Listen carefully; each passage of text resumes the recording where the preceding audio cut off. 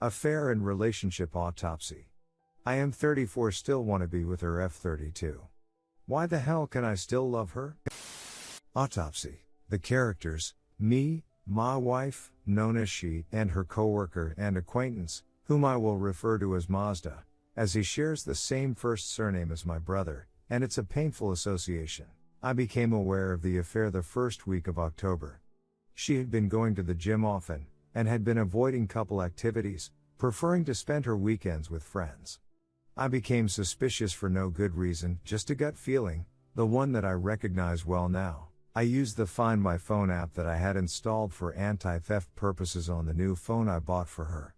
This showed me that she was at her friend's house. I stupidly pressed the alert function. I think in my mind it would stop any activities, and by the time I got there with my keys, clicking to alert our car's beeper, she was long gone. I came home. She was in the bathroom.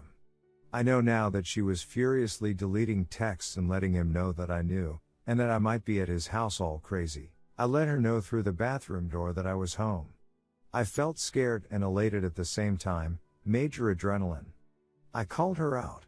What's going on between you and Mazda? When she came out, she denied everything, said she was at the gym. The Find My Phone app was on my computer screen. She could see it. She said that she had to go to the grocery store and pick up some things. She did go there. There was a bag. I started to doubt myself. The route from the grocery store to our house was not consistent where I located her phone. She said she was avoiding traffic lights. She had never taken that route with me, and that was our store. I started to believe her.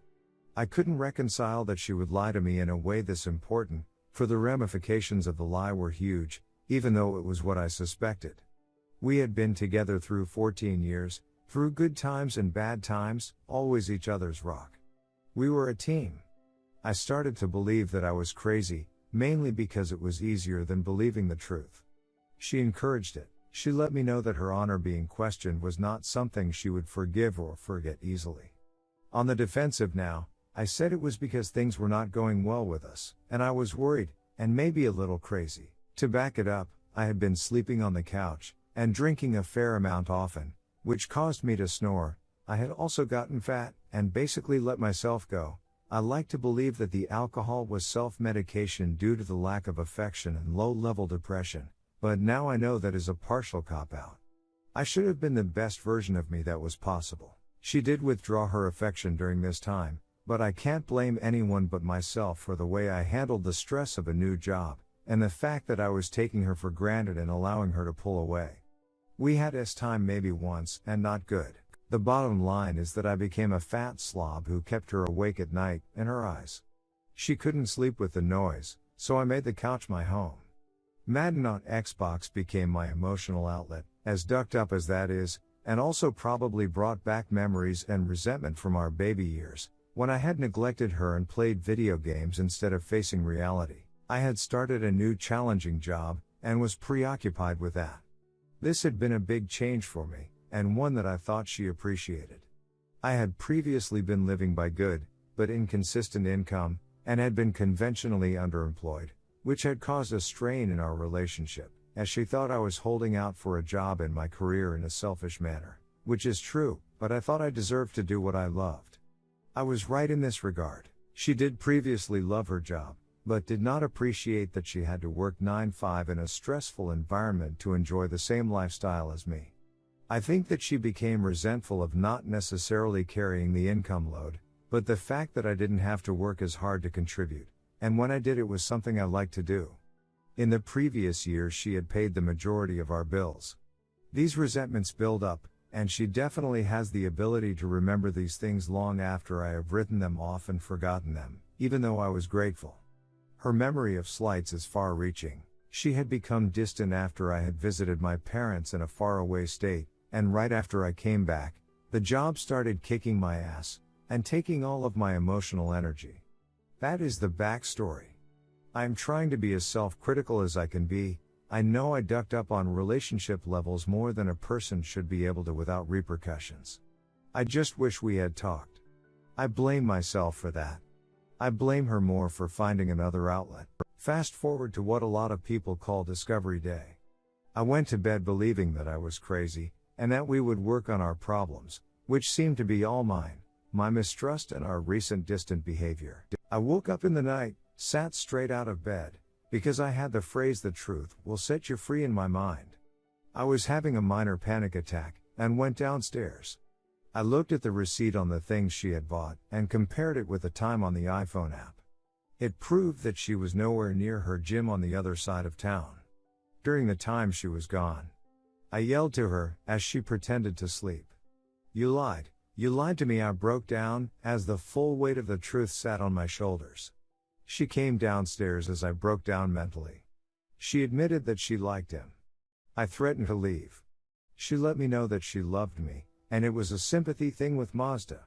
She had brought him soup, out of sympathy, because he was poor, and needed looking after. I went back later and checked the soup story versus the receipt. Not true. She said she bought it with cash and put it in a separate bag, which she bought for 5 cents. This is a lie that she has kept going, and even to this day won't relent on. I guess in her mind it fills a role where she is nothing but a comforter to this poor lost soul. She likes to believe lies that she creates. She later said in bed, after our tears were done, that she should have just admitted that she was bringing him soup. That lie sticks in my gall to this day. She was just sad at that point that she hadn't A, either lied better, or B, told a half-truth which I would have believed more. The next few weeks were brutal. I was full of love and forgiveness for her. I knew that I ducked up in regards to treating her right, and wanted to make amends. She let me know what had pushed her to the point of an emotional connection with someone else. We spent time together. The next week she talked to her friend C. She said she was done with him. She said that when she had let him know that we were through, he had just offered token support. She said this like this was something that I would be happy to hear. It made me feel like the second choice, which is exactly what I was, but she felt that is what I should be happy to be. Little bit by little bit, a truth iceberg surfaced. She didn't to this point admit to the truth. We were doing good, and the white surface was bobbing along on the calm sea. I asked her if she would ever hurt me again, and she looked in my eyes and said no. I love you. Below the surface there was a layer of shit brown lies and deception. This is where it got bad. The lies continued. She checked her phone often and hid the number, or deleted messages. I was so sad, but so fearful of losing her, so I didn't make waves, just trusted what she said, even though I knew it was wrong. During this time, the description of her role with the affair partner, Mazda, changed from best friend to motherly, to soulmate, back to best friend, and then again to mother. One night, lying in bed, she asked me what I wanted from her. I told her honesty and affection. The look on her face made it clear to me that I had asked the two things that she was unwilling to part with. I am hazy about this time frame, but one night she threw it all on the table. Things were going good, and I asked her if she would not hurt me again. How naive I was. The look in her eyes, as she reclined on the couch, me on the floor, I won't ever forget. She looked at me and told me that she didn't love me, that she was in love with Mazda. I stormed out and couldn't believe it, although she had said the same thing to me years before, about someone else. She packed her bags as I returned to the house and broke down like a pitiful beggar and begged her to stay. I spent the next 2 weeks at my sister's. I realized that she was battling depression, and tried to justify her actions versus that fact. I got drunk with a neighbor and visited her, and she agreed that I was the best thing in her life and that she didn't deserve to be with me, but that we would work it out. We spent a lot of time texting. I rejoined her just before my parents were visiting. I asked her to block Mazda's number and delete him from Facebook. She wouldn't, as it violated who she was, and her independence. This broke me, and I didn't have the heart to break it off then. She was part of the family, but when she joined us on vacation, it was awkward, and she was pining for the other man, in a passive-aggressive way. I poured myself out, and got a token back. When we got back we split up again for another month. She needed space. This was around Thanksgiving. Halfway through, I made it known to her that I wasn't going to take any more mistreatment, although I knew I would. I went over to her with the intention of breaking it up with her. She knew what was coming. I gave her some ultimatums that I needed in order to stay with her, money that we both shared, transparency with her passwords. She was contrite, Said that she had had a change of heart. She honored some of my requests. She gave me the money. I am glad about that. I was weak. I believed that she did love me, but I didn't know her heart was split in two.